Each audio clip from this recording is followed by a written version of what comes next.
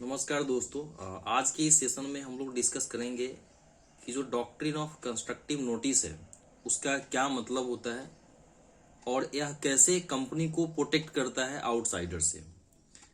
और जब भी आउटसाइडर कंपनी के साथ कोई डील करे, जब भी कोई कॉन्ट्रैक्ट करे, तो आउटसाइडर को किन किन चीज़ों का ध्यान रखना चाहिए और अगर वो ध्यान नहीं रखते हैं तो ऐसे केस में, ठीक है, ऐसे केस में क्या कॉन्सिक्वेंसेस होंगे। बेसिकली इन्हीं चीज़ों के बारे में जो डॉक्ट्रिन ऑफ कंस्ट्रक्टिव नोटिस है वो बात करता है। तो अगर हम डॉक्ट्रिन ऑफ कंस्ट्रक्टिव नोटिस के बारे में बात करें तो यह कंपनी को प्रोटेक्ट करता है आउटसाइडर से। कंपनी को प्रोटेक्ट करता है आउटसाइडर से। कैसे प्रोटेक्ट करता है? क्योंकि कंपनी एक आर्टिफिशियल पर्सन है। तो कंपनी एक आर्टिफिशियल पर्सन है तो यहाँ पे कंपनी के बिहाफ में बोर्ड ऑफ डायरेक्टर्स काम करते हैं। तो कंपनी के केस में ये बहुत बड़ा एक्चुअली रिस्क फैक्टर होता है कि जो डायरेक्टर्स हैं कंपनी के, कहीं ऐसा नहीं हो कि वो सेल्फ इंटरेस्ट के लिए काम करने लगे, क्योंकि कंपनी में पैसा अल्टीमेटली लगा किसका होता है? जनरली शेयर होल्डर का पैसा लगा होता है या अदर इन्वेस्टर्स भी हो सकते हैं, जैसे डिवेंचर होल्डर हो सकते हैं, प्रिफरेंशियल होल्डर हो सकते हैं। कंपनी ने अगर कुछ डिपॉजिट एक्सेप्ट किया है तो डिपॉजिट होल्डर हो सकते हैं।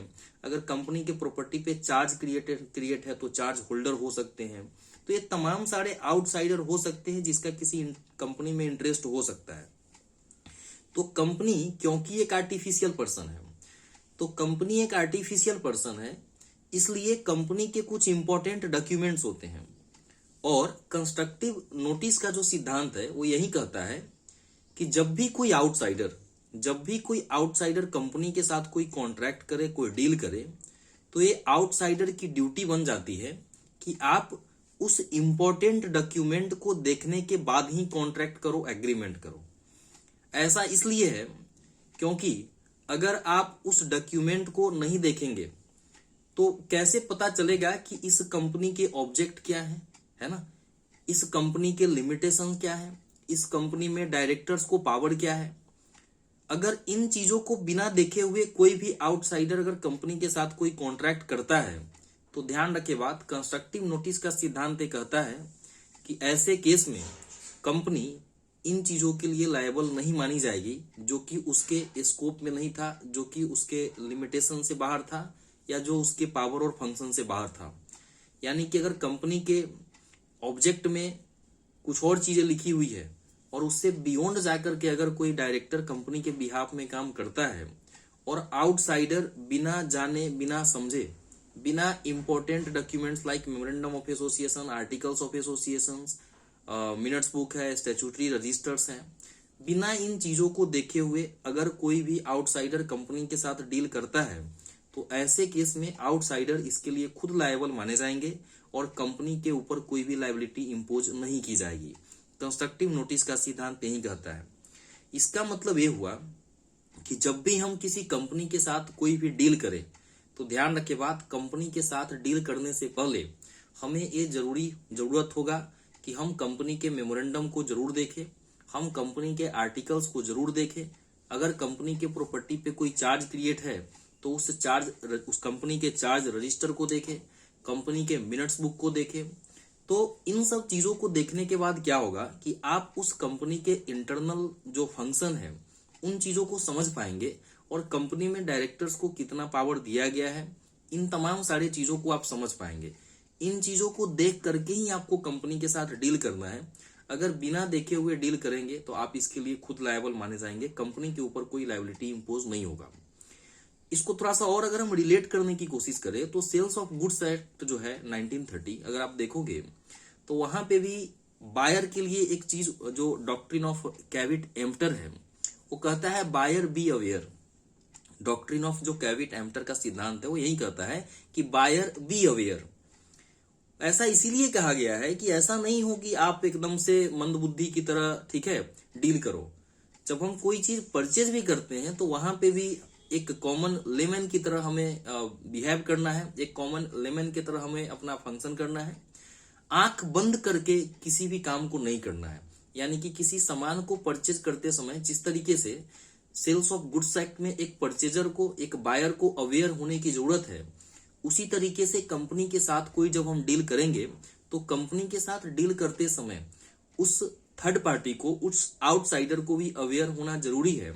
अगर ऐसा अवेयरनेस नहीं होता है और कुछ ऐसा काम आप कंपनी के साथ कर रहे हैं, कुछ ऐसा डील कर रहे हैं जो कंपनी के एम्बिट से बाहर है, कंपनी के स्कोप से बाहर है, तो इस चीज के लिए इन फ्यूचर कभी भी कंपनी लायबल नहीं मानी जाएगी, क्योंकि आपने वैसा काम किया है जो कंपनी के एम्बिट में था ही नहीं। तो यही है actually doctrine of constructive notice का सिद्धांत। नाम ही है कंस्ट्रक्टिव नोटिस, यानी कि on the behalf of company ये मान लिया जाता है कि यह नोटिस जैसा है कंपनी के बिहाफ में, कि जो जब भी कोई थर्ड पार्टी कंपनी के साथ इंटरेक्ट होगा, कंपनी के साथ कोई डील करेगा, इस नोटिस को बिना पढ़े हुए नहीं करेगा। हम एक एग्जांपल आपको बताते हैं। सपोज कीजिए किसी कंपनी के आर्टिकल्स में लिखा हुआ है कि कंपनी 1 करोड़ तक का लोन ले सकती है ना, मतलब डायरेक्टर को अधिकार दिया गया है कि वो मान लेते हैं 1 करोड़ तक का लोन ले सकती है।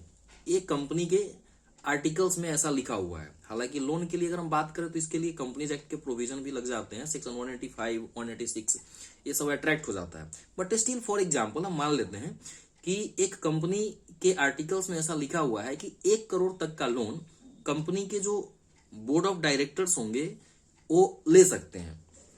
हुआ क्या एक बार कि कंपनी को लोन की जरूरत थी, कंपनी बैंक के पास गई और उसको लोन कितना चाहिए था, 5 करोड़, और लोन 5 करोड़ चाहिए था। और बोर्ड रिजोल्यूशन पास करके इन्होंने क्या किया, मतलब बैंकर के पास सबमिट किया, और बैंकर तमाम सारी चीजों को देखने के बाद बैंकर ने ओके कर दिया, है ना। चूंकि कंपनी का ट्रैक रिकॉर्ड अच्छा था, कंपनी काम अच्छा कर रही थी, उसी बैंक के साथ मान लेते हैं कंपनी का पहले से भी काम चल रहा था, तो लिमिटेशन कितना था, 1 करोड़ तक का। लेकिन बैंकर ने क्या किया, 5 करोड़ तक का लोन रिम्बर्स कर दिया।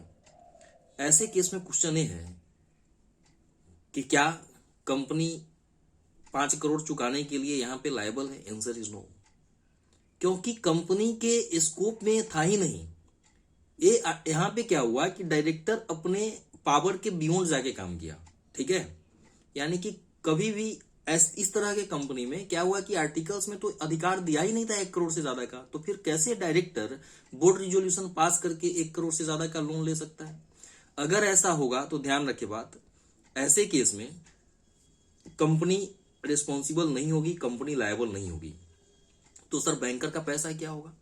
अब ऐसे केस में जाने वो डायरेक्टर जिन्होंने ऐसा काम किया है और जाने वो बैंकर, मतलब कंपनी अपना हाथ खड़ा कर सकती है ऐसे केस में कि भाई मेरे आर्टिकल्स में तो इतना ही लिखा हुआ था, तो आप ऐसे लोन कैसे दे दिए। मतलब ये है कि कंपनी एक आर्टिफिशियल पर्सन है, इसलिए कंपनी के नाम पे कोई कंपनी का नाजायज फायदा न उठाए।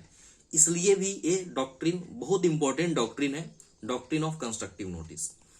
अगर हम फिक्स चार्ज की बात करें, है ना, तो आप जानते हैं कि जो कंपनीज एक्ट में चार्ज का प्रोविजन है सेक्शन 77 से लेके 87 तक। तो अगर हम फिक्स चार्ज की बात करें तो फिक्स चार्ज में ऐसा प्रोविजन है कि अगर किसी पार्टिकुलर टेंजिबल असेट्स पे, फिक्स्ड असेट पे अगर कोई चार्ज क्रिएटेड है ना, तो जब भी आप सब्सिक्वेंट चार्ज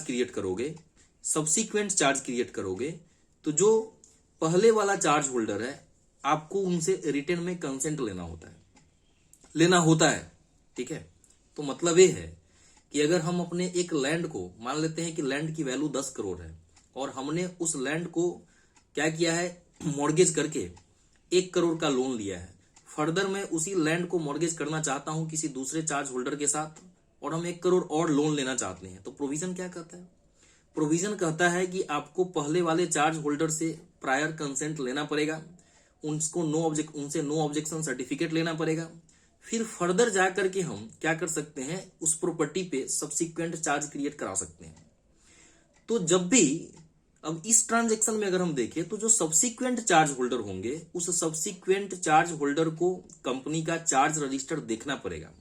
जब तक कंपनी का चार्ज रजिस्टर नहीं देखेगा वो सब्सिक्वेंट चार्ज होल्डर, तब तक उसे कैसे समझ में आएगा कि ये जो पहले वाला चार्ज है वो किस दिन क्रिएट किया गया था, उसका अमाउंट क्या है, किस प्रॉपर्टी पे वो चार्ज क्रिएटेड है। इन तमाम सारे पहलुओं को देखने के बाद ही सब्सिक्वेंट चार्ज क्रिएट किए जाएंगे। अगेन, अगर बिना इन चीजों को देखे हुए चार्ज क्रिएट किया जाता है और कंपनी जिस प्रॉपर्टी की कीमत 10 करोड़ बता रही थी, कल के दिन में पता चले कि वो प्रॉपर्टी तो 1 ही करोड़ का था, तो फिर सब्सिक्वेंट चार्ज होल्डर कहां जाएंगे? पहले तो जो प्रायर चार्ज क्रिएट है पहले तो उसी का पैसा चुकाया जाएगा। जब भी मतलब अगर कंपनी लिक्विडेशन में जाए, कंपनी बाइंडिंग अप में जाए, कंपनी इंसॉल्वेंट हो जाए, या अगर ये सब नहीं भी होता है, अगर पैसा देने की बात आती है तो सबसे पहले जो प्रायर चार्ज क्रिएट है उसी का पैसा देंगे हम। तो मतलब ये है हम देख क्या रहे हैं कि अगर ऐसा सिचुएशन होगा तो हमको चार्ज, जो कंपनी का चार्ज रजिस्टर होता है, CHG 7 फॉर्म होता है, तो चार्ज जो रजिस्टर होगा उसको बिना देखे हुए हम क्या नहीं कर सकते हैं, हम कोई सब्सिक्वेंट चार्ज क्रिएट नहीं कर सकते हैं। सेक्शन एक 80 है, 80 सेक्शन है उसी चार्ज में, जिसमें बोलता है date of notice of charge. उस सेक्शन का क्या तात्पर्य है? उस सेक्शन का तात्पर्य यही है। Date of notice of charge का क्या मतलब है? Date of notice of charge का यह मतलब है कि एक बार किसी कंपनी के प्रॉपर्टी पे चार्ज क्रिएट हो जाए तो ये मान लिया जाएगा कि अब उस कंपनी के साथ उस प्रॉपर्टी से रिलेटेड जितने सारे डील किए जाएंगे, जितने सारे कॉन्ट्रैक्ट किए जाएंगे, आउटसाइडर को पता होगा कि इस प्रॉपर्टी पे चार्ज क्रिएटेड है। मतलब ये कि अगर किसी कंपनी ने अपने लैंड एंड बिल्डिंग पे चार्ज क्रिएट किया है और फर्दर उस कंपनी को मॉर्गेज करके, है ना, उस कंपनी उस प्रॉपर्टी को फर्दर मॉर्गेज करके, ठीक है, डिवेंचर इशू करना चाहती है, ठीक है, गिरवी रख करके, तो जो डिवेंचर होल्डर होंगे, ठीक है, जो भी डिवेंचर होल्डर होंगे, कंपनी के पार्ट पे मान लिया जाएगा कि डिवेंचर होल्डर को ये पता है कि इस प्रॉपर्टी पे पहले से चार्ज क्रिएट है। तो कहने का ये मतलब है जब भी आप किसी कंपनी के साथ कोई डील करो, किसी कंपनी के साथ कॉन्ट्रैक्ट करो, तो इन तमाम सारे पहलुओं को ध्यान में रखना बहुत जरूरी होता है। अगर आप इन चीजों को इग्नोर कर देंगे, है ना, तो इस केस में कंपनी लायबल नहीं मानी जाएगी as per doctrine of constructive notice. दूसरा चीज है कि अगर किसी कंपनी के ऑब्जेक्ट में मान लेते हैं रोड बनाने का काम है, ब्रिज बनाने का काम है, ठीक है, और अब क्या है, कंपनी मान लेते हैं अभी तक काम क्या कर रही थी, वो सिविल कंस्ट्रक्शन का काम कर रही थी और उसके मेमोरेंडम के ऑब्जेक्ट क्लॉज में इवन मेंशन भी यही चीज है। लेकिन कंपनी ने क्या किया, कुछ इलेक्ट्रिकल जो इक्विपमेंट्स होते हैं, इलेक्ट्रिकल इक्विपमेंट सप्लाई करने के लिए क्या किया, कंपनी ने एक कॉन्ट्रैक्ट साइन किया, लेकिन वो कंपनी के ऑब्जेक्ट क्लॉज में है ही नहीं और कंपनी ने ऐसा कॉन्ट्रैक्ट कर लिया। ध्यान रखे बात, अगेन ये तो अल्ट्रा वायरस है ही। दूसरा चीज है एक कंस्ट्रक्टिव नोटिस का जो सिद्धांत है, यहां पे भी क्या होगा, ऐसे केस में कंपनी प्रोटेक्टेड साइड में रहेगी, क्योंकि जब कंपनी के ऑब्जेक्ट क्लॉज में था ही नहीं तो जो आउटसाइडर है वो कैसे कर लिया कंपनी के साथ इन चीजों में डील करने के लिए, यानी कि इलेक्ट्रिकल इक्विपमेंट में डील करने के लिए उन्होंने कॉन्ट्रैक्ट कैसे कर लिया। तो हमें ध्यान रखना है इन तमाम सारी चीजों का कि हम जब भी किसी कंपनी के साथ कॉन्ट्रैक्ट करते हैं, हमें कंपनी का पैन नंबर, हमें कंपनी का सर्टिफिकेट ऑफ इनकॉर्पोरेशन, हमें कंपनी का मेमोरेंडम ऑफ एसोसिएशन, कंपनी का आर्टिकल्स ऑफ एसोसिएशन और कंपनी के द्वारा एक रिजोल्यूशन पास किया जाना, ठीक है, जिसके द्वारा हम कोई कॉन्ट्रैक्ट अगर कर रहे हैं तो कंपनी ने किन्हें ऑथोराइज किया है कंपनी के बिहाफ में डील करने के लिए, इसके लिए भी एक रिजोल्यूशन की कॉपी होनी चाहिए। ये कुछ बेसिक डॉक्यूमेंट्स है, ठीक है। इसके अलावा भी कंपनी के मिनट्स बुक है, स्टैट्यूटरी रजिस्टर्स हैं, चार्ज के रजिस्टर्स होते हैं, डिपॉजिट के रजिस्टर्स होते हैं। तो आपको जिन जिन चीजों की जरूरत पड़ सकती है अपने कॉन्ट्रैक्ट को करने के लिए, उन तमाम सारे चीजों को देखने के बाद ही आपको कंपनी के साथ कोई कॉन्ट्रैक्ट करना है। अगर कुछ भी नहीं, इसमें अगर कुछ भी गलती होती है अगर थर्ड पार्टी के पार्ट पे, तो इस केस में कंपनी प्रोटेक्टेड जोन में होगी और आउटसाइडर इसके लिए खुद से लायबल माने जाएंगे। आई होप कि आपको ये समझ में आया होगा कि डॉक्ट्रिन ऑफ कंस्ट्रक्टिव नोटिस का सिद्धांत क्या कहता है और कैसे यह कंपनी को प्रोटेक्ट करता है। केस लॉ जो इसका था वो था कोटला वेंकटा स्वामी वर्सेस रामामूर्ति, जिस केस में इस कंस्ट्रक्टिव नोटिस के सिद्धांत को डिराइव किया गया था और ब्रीफ किया गया था। तो आई होप कि आपको ये वीडियो समझ में आया होगा। इसी तरीके से समय समय पे अपडेट पाते रहने के लिए आप मेरे चैनल को सब्सक्राइब कर सकते हैं और अपने दोस्तों के बीच में शेयर कर सकते हैं, लाइक कर सकते हैं। तो आज के लिए इतना ही, थैंक यू। फिर हम लोग नेक्स्ट वीडियो में मिलेंगे।